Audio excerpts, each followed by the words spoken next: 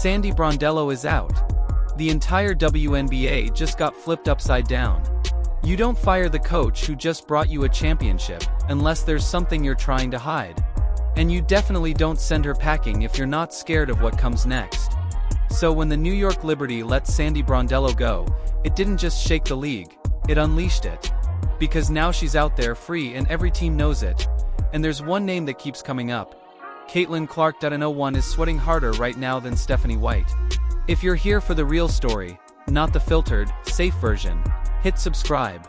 And if you're waiting for the next meltdown, you'd better definitely subscribe. Let's be clear. Stephanie White isn't just another coach. She's the head coach of the Indiana Fever, the team that just landed the biggest name in women's basketball in a generation. Caitlin Clark, the golden goose, the phenom, the ratings magnet, the future. And the way things are going, she might not be in Indiana for long unless the right changes get made. If you think that's an exaggeration, you haven't been paying attention. Because there's one name whispered in Clark's circle since before draft night. A coach she respects. A coach who gets her. A coach who could take her chaotic brilliance and turn it into outright superstardom. That name? Sandy Brondello. Let's not sugarcoat this. Brondello wasn't just fired, she was ejected. Removed from a system that feared what she stood for. Power without permission. A coach who spoke her mind, who backed Clark publicly, and who wasn't afraid to cut through the WNBA's polished narratives and say it like it is. And she's a winner. Two-time WNBA champion. Architect of playoff runs. Builder of stars. No drama, just results. So, do you really think this was about basketball? Please.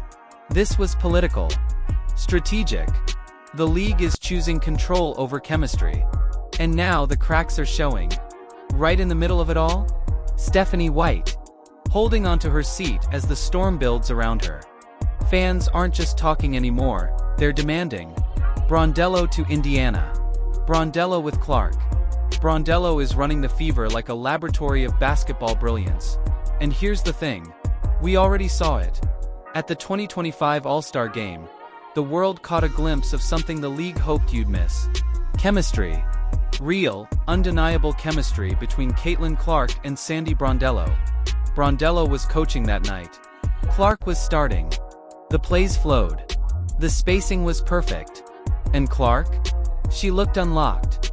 Not just confident, liberated. She was smiling, laughing, and running the floor like she owned it. And when she came off the court, she went straight to Sandy. You can't fake that if you were watching closely, you saw something else too, respect. The kind you can't manufacture with PR or team media days. The kind that comes from mutual understanding, shared vision, and the unspoken bond between a star player and a coach who knows how to fuel the fire without smothering it. That relationship? Rare. And the league knows it. Which is why they're scared. Because if Brondello lands in Indiana, if the whispers are true and the Fever are already exploring it, that changes everything. Not in 5 years. Not next season. Now. And for Stephanie White, that's not just a threat. That's a countdown clock. Because no matter what she's done for the Fever, this isn't last year's team. This is Caitlin Clark's team. And if Clark starts believing someone else could take her higher, faster, with more freedom, she won't stay quiet about it. Don't get it twisted. Clark isn't the type to throw people under the bus. She's not out here playing diva. But she's also not about to let her career be defined by comfort over championships. She wants to win. And so does Sandy Brondello. And right now that winning combo is just sitting there. Available.so. Why hasn't it happened? That's where it gets messy. Because despite all the fan pressure, the media buzz and the player whispers, something is blocking it. League politics. The same toxic undercurrent that pushed Sandy Brondello out of New York is now working overtime to keep her away from Indiana. Because if she links up with Caitlin Clark, that's not just a team-up, it's a revolution. And revolutions terrify the people at the top. Brondello doesn't play the game. She doesn't follow scripts. She doesn't check in before praising the league's brightest star. She just tells the truth, draws up plays and wins championships. And that's too much power in one place. So here we are again. The stalling. The strategic distractions. The quiet resignations. The not-so-subtle messaging from league mouthpieces. All of it designed to create just enough noise to delay the inevitable. But here's the truth. You can't stop a fire that's already burning. The fans want it. The players want it. Clark definitely wants it. And deep down, Stephanie White knows it too. That's why she's in panic mode. Because this isn't just about coaching anymore. It's about relevance, survival, and whether you're part of the next era or left behind as it speeds past you. And let's be clear, we're not saying Stephanie's a bad coach. She's done solid work. She's guided a team in transition. But this is another level. This is about championship DNA. And Sandy Brondello has it running through her veins. So the real question becomes, what's the league going to do? Will they let greatness happen? Or will they smother it again? Keep Clark boxed into a system that doesn't unleash her full potential, all just to keep the narrative tidy. Because we all know how that ends. You can only suppress a movement for so long before it explodes. And if they think Clark won't make noise, if they think fans will just accept business as usual, they're not paying attention anymore. The energy around this league has changed. Fans are smarter, louder, and done being gaslit by corporate silence. We saw Sandy get pushed out for being too good at her job. We saw Clark's reaction. We saw the all-star magic. And now we see Brondello being kept at arm's length, while lesser names get tossed into the coaching carousel like it's a charity raffle. We're not buying it. Because the truth is simple. If Sandy Brondello lands in Indiana, the league changes overnight. Clark gets a coach who won't tame her. The Fever become instant contenders. And the WNBA finally gets its LeBron, Pat Riley era. It's a Brady, Belichick moment. The kind of pairing that fills seats, drives ratings, and stacks trophies. Or, the league can block it. Keep the old order intact. Choose comfort over greatness. But here's the reality. That won't work forever. Sandy Brondello has nothing left to prove, and everything left to change. And if Caitlin Clark gets tired of waiting, she won't be the one leaving quietly. So, what do you think? Should the Fever pull the trigger and bring Brondello to Indiana? Is Stephanie White just a placeholder now? Or is the league playing a dangerous game by keeping Clark from the coach who could unlock her full potential? Drop your thoughts in the comments below, and don't forget to subscribe. Because this isn't just a story. It's the beginning of a basketball revolution that we're past the point of wait and see. This is a pressure cooker, and the steam is building fast. Every day Brondello stays unsigned, and every day Caitlin Clark is asked to make miracles happen in a system not built for her. The tension gets thicker. From the fans to the front office, everyone can feel it. The WNBA is playing chess with a ticking time bomb. Because Sandy Brondello isn't just available, she's strategically available. Fresh off a championship.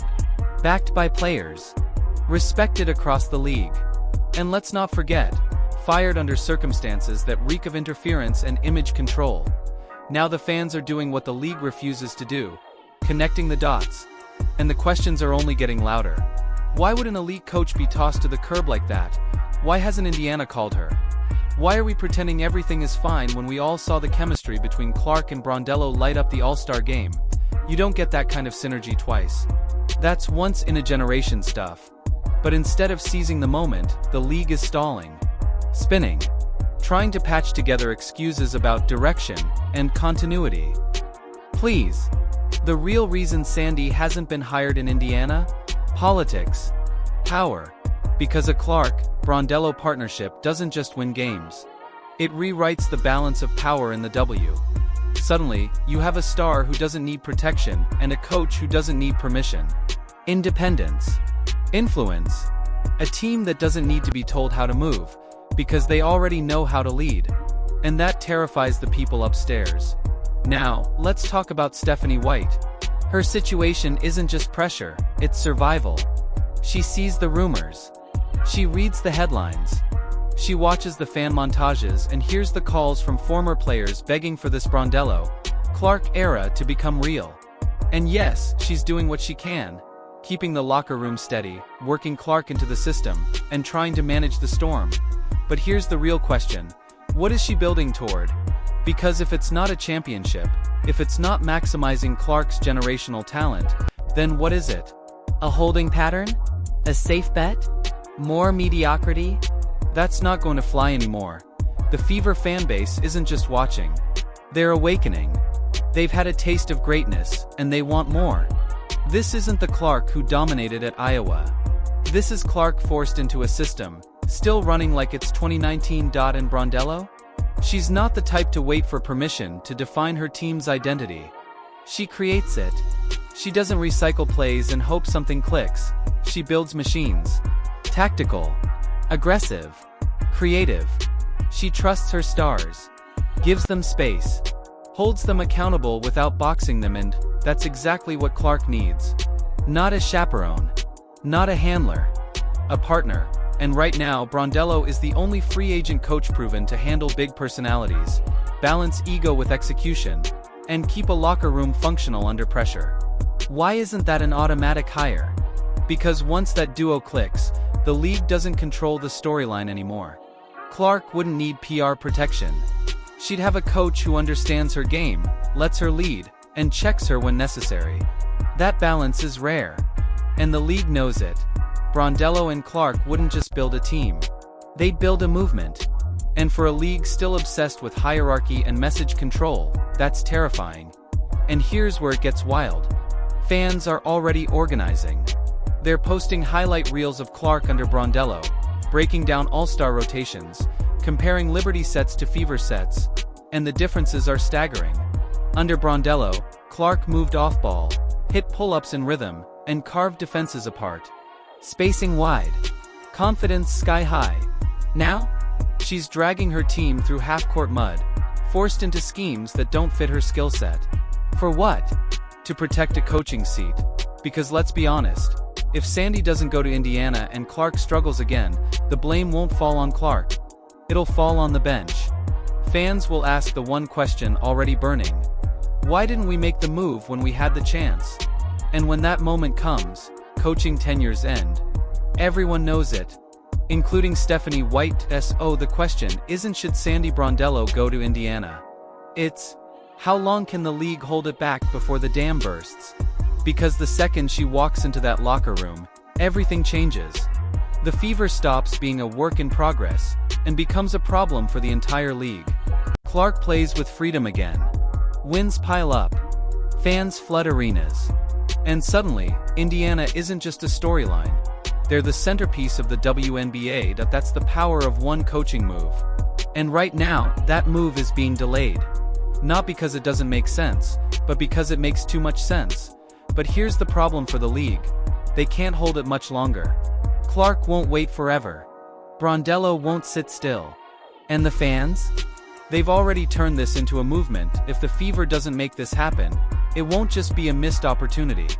It'll be the biggest strategic blunder in franchise history. Because you don't get a generational player and a championship coach with proven chemistry at the same time, and do nothing. That's how dynasties are missed, not made. So here's the truth.